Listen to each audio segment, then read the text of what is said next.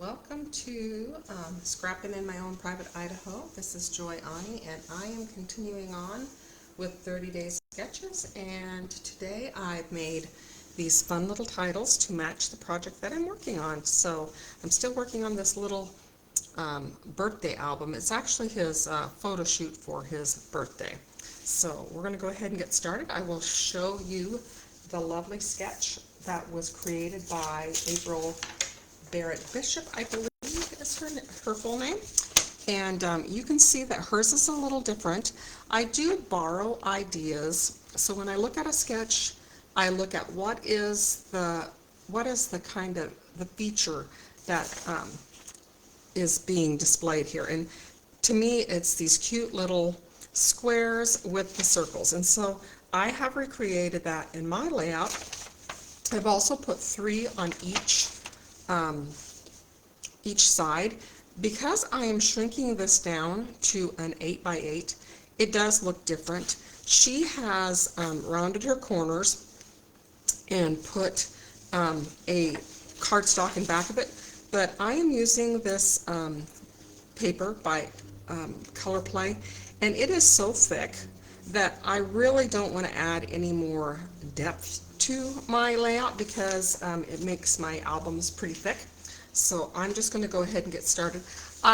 In theory, I stayed close to the sketch, but it is going to look slightly different because I am reducing it in size. So when you are shrinking down a layout, of course, her titles are small, but I wanted my titles to kind of stand out, and I did ask on my little, I hope you guys are all a part of some sort of scrapbooking group, because I could not decide whether I wanted to, and I'll show you the flip side of it. So this paper is really cute, and I couldn't decide whether I wanted to do this side with this as photo mats or this side. So I put it out there, and I went with the majority of my little peeps on Scrapbooking with Joy. Thank you very much for your voting, and that helped me decide. Otherwise, you know, I kept flipping it back and forth. You know how it is when you scrapbook alone. And even though I have 2 dogs in this house, they are not very helpful in my decision-making process. So I'm going to go ahead and follow this sketch.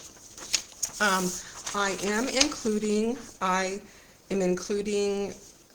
for the cricut file, I am including this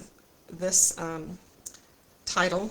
So it's Stealing Hearts, Stealing Bases. I thought that was kind of a cute saying that I kind of went out on my own. So let's go ahead and get this started before this little boy graduates from college. Okay, so my paper is cut 8 by 8. Normally, like I said, I would back it probably in red. If you're doing a 12 by 12, this would look great, and there's more that you could add, but you have limited real estate when you're working with a 12 by 12. And she kind of offsetted it, but I'm going to go ahead and place this one first, but actually I need to see how this title is going to fit, and that's going to be my first one. I do kind of want to have them, I don't want them all lined up because part of the cuteness. Let me go ahead and get this so you can see the sketch the entire time that I'm working on it. So this is, and it is day number 9. I do realize that I'm like 9 days behind, but that's okay. And I definitely will use the sketch again. It was so much fun. And this title was a lot of fun to create. I created a couple ways. So another way to create this one was I cut this out and I set it down and I made the glitter, but I used black, and that's when I decided I didn't start off with this paper, and so black and blue, that makes it sound like you've been injured. It's not such a great color combination for a layout. So I'm going to go ahead and set this down, and I have so enjoyed Christy's Beautiful Life with the 30 Days of Sketches, and this one is by Aprilynne Bishop Barrett, and I have I haven't done hers before. I'm just going to lightly tack this on because I am probably going to pop this up a little bit. And this is the first time that I have, oops, actually I was going to put a heart. That's what I did. So I just used a heart punch, but any 2.5-inch heart that you have, you might have a die cut, use what you have because you paid good money for it. So we want to use our supplies as much as possible. I keep thinking, oh, I'm not going to get punches, but they do come in so handy. I mean, it's nice just to break them out. I think I bought this one when I was still at school, and I did a lot of, well, not a lot, but I did some crafts with my library kids, and so it made it nice if you just had a punch where they could just punch out hearts. So that is one that was definitely worth purchasing, and I probably got it at a garage sale, truth be told. Okay, so this paper is by Colorplay, sorry, and it is the thickest paper I've actually ever used, and some people like that as a scrapbooker. I think I like my paper to be thick, but not too thick, because, like I said, it will affect how much of your how much you can fit in an album. But this one is kind of a specialty album, and one of these days when I get it completely done, I will see. I was going to off-center this. Hang on just a little bit. I'm going to let's make these before I commit. I kind of want to, because in her sketch she doesn't put them. I think that's good. I think that's good. I'm going to go ahead and put that. So for these pictures, my oldest daughter, went and she went down to the local baseball place and took a bunch of pictures. He wasn't quite a year old in this picture. Okay, so this is my deal here. I like this because it's right along. I want to overlap a little bit. I'm undecided. Well, that's too much of a good thing. I think what I could do is just put this, and I have different sizes. I have different sizes of balls. I could put something like this. And this, let's go ahead and put this down. One of my pictures got ruined, and I'm reprinting them again today, so I thought I'm going to do this. And I think I'm going to pop dot this, and I'm just going to put, because this side says stealing hearts, and then the other side will say stealing bases. Okay, so that's going to go like that. Okay, then on the next side, so of course I am duplicating it. So what I had to do to make this a little bit smaller was, my pictures are closer together. If you wanted everything to fit, you could make your title smaller, but I kind of like a big title, to be quite honest. That's kind of a thing that I do frequently. So, and then this, so the paper that I used on this one, I'll show you the front and the back, of course. So this is the two-sided paper, and I got this from my friend Theresa. If you know Theresa, you can reach out and ask her if you like the layout. You could always ask her. She still has some left. There we go, and that goes there. And go ahead, and I'm just going to glue this down really lightly. I always go back because if I make a commitment and I'm videotaping, without fail. See, I kind of like that a little bit harder, fire up. I'm trying to get so that I overlap, so that things aren't. So then, see, I think I do like that, and I'm going to pop dot that. So that goes right there.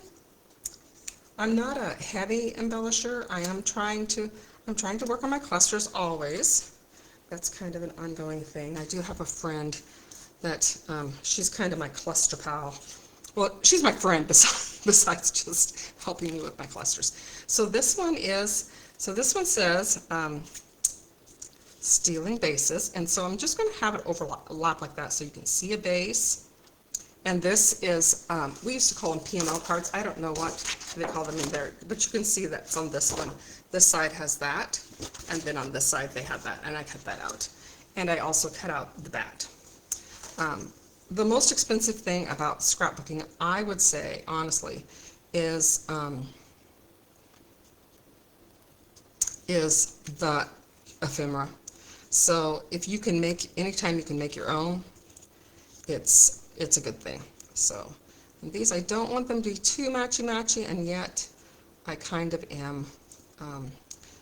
But on her sketch, you can see that they were far apart. They're far apart, but there's just no way to do that when you only have 8 by 8. I thought about, okay, so I'm going to go ahead and put this right here. And I had some other things that I could add. If you're doing a 12 by 12, you could add them. One thing was, oh, okay, this one. And I also included, a